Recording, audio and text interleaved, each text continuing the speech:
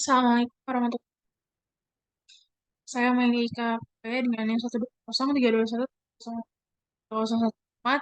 Jadi kelas DSC mahasiswa yang akan mengerjakan tugas sampel sistem pengadaan elektronik dan drill the perceived impact of sector procurement reforms on development agenda in the KwaZulu-Natal province.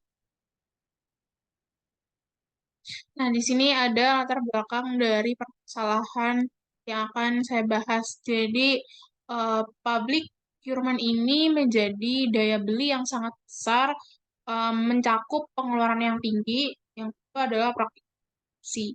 Nah, jadi di beberapa negara itu telah melakukan reformasi dengan alasan pertama adalah untuk perbaiki administrasi internal, nomor dua syarat untuk biaya internasional bilateral, tiga untuk mengintegrasikan negara ke dalam sistem perdagangan. Nah, di beberapa tahun terakhir, isu korupsi dan inefisiensi itu mendorong pemerintah dalam melakukan memasukkan atau mekanisme dan strategi kontrol ke dalam pengadaan untuk mengkonsolidasikan tujuan transparansi, akuntabilitas, dan layanan yang lebih baik untuk warga. Nah, di South Africa, Afrika Selatan itu ternyata lebih dari R938 miliar per tahun hanya untuk barang, jasa, dan pekerjaan. Nah, inefisiensi ini tuh di tahap program yang menghasilkan tiga Departemen Keuangan Nasional tentang Supply Chain Management. Hal tersebut itu akhirnya meluas ke tingkat provinsi. Nah, rumusan masalah dari artikel yang saya bahas adalah satu, sejauh mana sih reformasi dalam proses SCM di sektor publik telah meningkatkan kapasitas sistem sumber daya manusia. Dua, sejauh mana penerapan pedoman procurement mendukung efektivitas tujuan pembangunan. Tiga, sejauh mana pemerintah telah mampu mendukung reformasi sistem procurement melalui kebijakan dan strateginya. Nah, berikut merupakan kerangka berpikir atau framework of SCM. Jadi di samping ini adalah kerangka berpikirnya.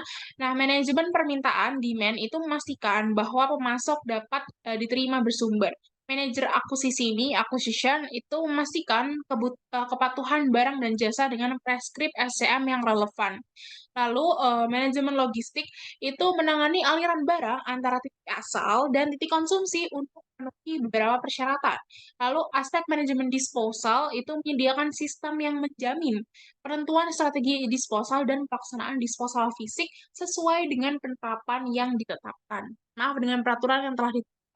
Lalu, baru dalam kerangka kerja SCM itu menganggap manajemen risiko dan kinerja SCM itu apa namanya sebagai elemen kunci yang penting, key important. Sementara manajemen risiko itu memastikan mekanisme kontrol yang efektif berada di tempat untuk mengontrol risiko dari SCM sendiri. Nah, lalu di sini adalah bab SCM and procurement within the South African public sector.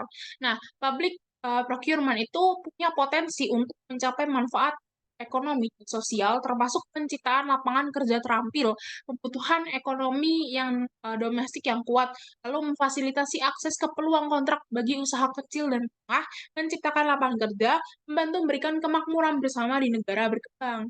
Lalu, berikut ini merupakan permasalahan yang telah dihadapi oleh Afrika Selatan seperti kinerja ekonomi, stabilitas ekonomi, latar belakang sejarah, keterlibatan lembaga eksternal, dan permintaan warga akan layanan pembangunan infrastruktur. Nah, di samping ini merupakan beberapa permasalahan yang dihadapi oleh Afrika beberapa tahun terakhir, yaitu kemiskinan, lalu pengangguran, kemudian ketimpangan pendidikan, ketimpangan sosial, dan lain-lain. Nah, Afrika Selatan itu sudah berjuang dengan mengatasi pembangunan seperti itu tadi. Selain fungsi utama pabrik firma itu yaitu memperoleh barang dan jasa, pemerintahan Afrika Selatan ini menggunakan public procurement secara eksplisit untuk mendukung tujuan ekonomi, sosial, dan lingkungannya yang lebih luas.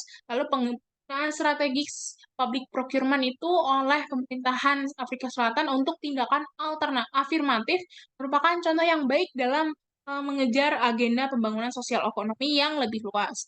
Lalu pemanfaatan public procurement itu untuk menghasilkan lapangan pekerjaan, meningkatkan kapasitas manufaktur dalam negeri, dan mendukung industri energi yang terbarukan. Di antara prioritas pertumbuhan hijau dan inklusif lainnya dianggap sebagai kemajuan dalam mengejar tujuan sosial. Lalu di sini ada lanjutan tadi. Jadi pemerintahan Afrika Selatan itu sudah menghabiskan biaya tahunan sebesar R 500 miliar untuk pengadaan barang dan jasa. Nah, mengingat keterlibatan keuangan pemerintah yang besar, jelas mengapa procurement itu dianggap sebagai tuas yang penting untuk mengubah pola produksi dan kepemilikan ekonomi untuk memberdayakan kelompok terpinggirkan di masyarakat. Nah, bukti itu telah muncul pada penyimpangan dan proses pengadaan normal yang telah mengurangi kredibilitas sistem SCM di publik sektor Afrika Selatan. Nah, negara Afrika ini tuh sudah dipenuhi dengan masalah penyediaan layanan yang terus-menerus terkait dengan korupsi, malpraktek, dan inefisiensi dari sektor publik. Lalu pemeriksaan SCM oleh Departemen Keuangan itu mencatat bahwa pengadaan sektor publik ditandai dengan satu struktur organisasi dan sistem dan yang dikelola oleh oleh pimpinan yang kurang berpengalaman atau kurang terampil, perputaran staf yang tinggi dan kurangnya motivasi. Yang kedua adalah kekurangan keterampilan, pengetahuan, dan pengalaman oleh praktisi SCM. Tiga adalah kurangnya pertanggungjawaban. Keempat, kebijakan rumit yang diterjemahkan ke proses administrasi berulang. Yang kelima adalah keseimbangan antara dokumen kebijakan dalam penggunaan pengadaan umum sebagai sarana pengembangan dan transformasi. Lalu ada diskusi on the imperative for and challenge in the SCM reform. Jadi data itu sudah menunjukkan bahwa peningkatan telah dicatat di bidang pengembangan kapasitas sumber daya manusia dan penggunaan sistem dalam proses supply chain. Intervensi pemerintah yang mendukung kapasitas SCM termasuk kurikulum pembelajaran utama SCM dan standar desain kualifikasi SCM itu mendefinisikan pengetahuan dan keterampilan yang dibutuhkan untuk tampil di sektor publik. Selanjutnya, sektor publik itu menggunakan teknologi untuk mendukung pengembangan kapasitas kelembagaan, organisasi, individu, dan pemangku kepentingan atau stakeholder. Nah, tapi perbaikan ini tuh kurang diakui dalam prakteknya karena tidak ada personel SCM yang kompeten dan terampil. Sistem mendalami keterlambatan dalam proses dan retriban. Efek yang dihasilkan adalah sistem kontrol internal itu lemah karena proses dan prosedur yang tidak konsisten dan menghambat perbaikan SCM. Lalu, pada studi ini tuh merekomendasikan perlunya pengembangan keterampilan sumber daya manusia SCM, dan penggunaan inovasi dan teknologi untuk meningkatkan proses dan prosedur. Meskipun studi ini tuh dilakukan dari perspektif pendidikan tinggi dalam retrospeksi sampel universitas terletak dalam domain sektor publik. Nah, jadi kesimpulannya adalah bagi beberapa negara, dorongan untuk reformasi itu berasal dari ketidakefisienan sistem yang belum terbentuk dan tujuan utama penyediaan bantuan pembangunan. Lalu, public procurement itu didukung dalam kerangka perjanjian perdagangan di tingkat internasional atau regional dengan pemain kunci seperti lembaga bantuan, PBB, Bank Dunia, dan banyak lagi.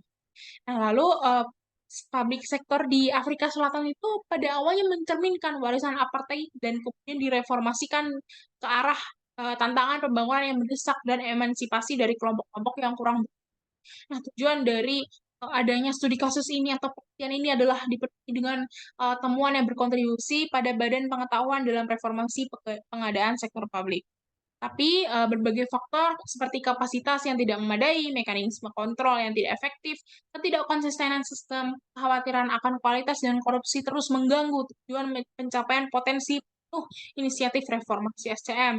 Karena itulah pengembangan keterampilan harus menjadi inti dari setiap proses transformasi procurement. Sekian penjelasan dari saya, Melika Pramudita. Wassalamualaikum warahmatullahi wabarakatuh.